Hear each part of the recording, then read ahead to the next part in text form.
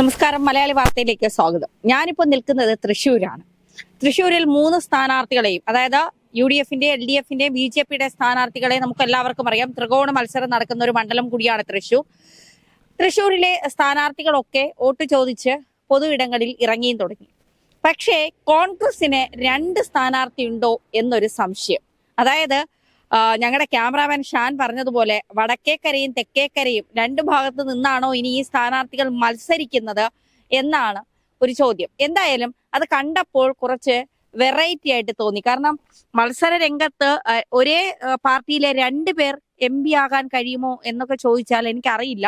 എന്തായാലും ആ ഒരു ഫോട്ടോ അല്ലെങ്കിൽ ആ ഒരു മത്സരാർത്ഥികളുടെ ചിത്രങ്ങൾ വെച്ചുകൊണ്ടുള്ള ഈ വോട്ട് പിടിക്കുന്ന രീതി ഉണ്ടല്ലോ, സുരേഷ് ഗോപിയുടെതൊക്കെ ഈ ഭാഗത്തൊക്കെ നിരവധിയുണ്ട്. സുരേഷ് ഗോപി പുതിയ കേരളം, മോദിയുടെ ഗ്യാരണ്ടി എന്നൊക്കെ പറഞ്ഞുകൊണ്ട് സുരേഷ് ഗോപിയെ വിജയിപ്പിക്കുക എന്നൊക്കെ പറഞ്ഞുകൊണ്ട് നിരവധി പോസ്റ്ററുകൾ ഇവിടെ ഒട്ടിച്ചിട്ടുണ്ട്. പക്ഷെ അതിലും ഏറ്റവും വിചിത്രമായിട്ടുള്ള ഒരു കാര്യമാണ്, ഈ പാലത്തിന്റെ ഒരു ഭാഗം മുഴുവൻ കെ മുരളീധരനാണ്. UDF-ന്റെ സ്ഥാനാർത്ഥി എന്നാണ് കേരളം മുഴുവൻ അറിഞ്ഞിട്ടുള്ളത്. സ്ഥാനാർത്ഥി പട്ടിക പുറത്തു വന്നപ്പോൾ വടകരയിൽ നിന്ന് പത്മജ BJP-യോടൊപ്പം ചേർന്നത് കൊണ്ട് പത്മജയ്ക്ക് പണി കൊടുക്കാനായി മുരളീധരനെ തൃശ്ശൂരിലേക്ക് മാറ്റി എന്നൊക്കെ ഉള്ളത് നമുക്ക് എല്ലാവർക്കും അറിയാവുന്ന കാര്യമാണ്. പക്ഷേ ഇക്കരയിൽ, ആ കരയിൽ മുരളീധരനാണെങ്കിൽ ഈ കരയിൽ പ്രതാപനാണ് നമ്മുടെ സ്ഥാനാർത്ഥി. നമ്മുടെ സ്ഥാനാർത്ഥി എന്ന് പറഞ്ഞുകൊണ്ട് ഫുള്ള് പ്രതാപന്റെ ചിത്രങ്ങളാണ്, ചിരിച്ചുകൊണ്ടിരിക്കുന്ന പ്രതാപന്റെ ചിത്രങ്ങളാണ്. ഇനി പ്രതാപന് മത്സര രംഗത്ത് നിന്ന് മാറാൻ താല്പര്യമില്ലാത്തത് കൊണ്ടാണോ, അതോ കെ മുരളീധരന് പണി കൊടുക്കാം കൂടെ നിന്ന് എന്ന് വിചാരിച്ചിട്ടാണോ എന്നറിയില്ല. അതോ ഇനി സ്ഥാനാർത്ഥി പ്രഖ്യാപനങ്ങൾക്കൊക്കെ മുമ്പ് ഈ പോസ്റ്റർ ഒട്ടിച്ചിട്ട് പിന്നീട് അത് മാറ്റാത്തതാണോ, ഇതൊന്നും അറിയില്ല. എന്തായാലും ഈ ഒരു ഭാഗം മുഴുവൻ നമുക്ക് കണ്ടാൽ തന്നെ മനസ്സിലാക്കാൻ സാധിക്കും. മൊത്തം പ്രതാപന്റെ ഫോട്ടോസാണ് ഇവിടെ ഫുള്ളുള്ളത്.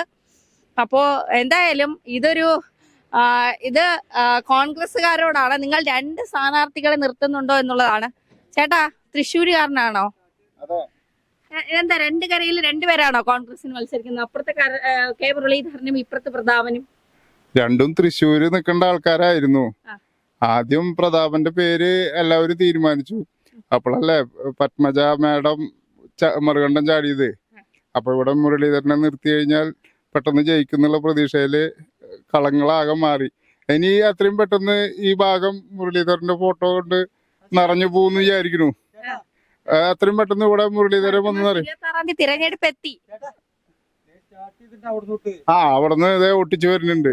അതെ, എന്തായാലും ആര് ജയിച്ചാലും അവര് നമ്മുടെ തൃശ്ശൂരിന്റെ MP ആണ്. തൃശ്ശൂരിന് വേണ്ടിയിട്ട് ഇനി ഭാവി കാര്യങ്ങൾ അവര് നീക്കുന്നു വിചാരിക്കണോ. എല്ലാവരും നമ്മുടെ ആൾക്കാർ തന്നെ.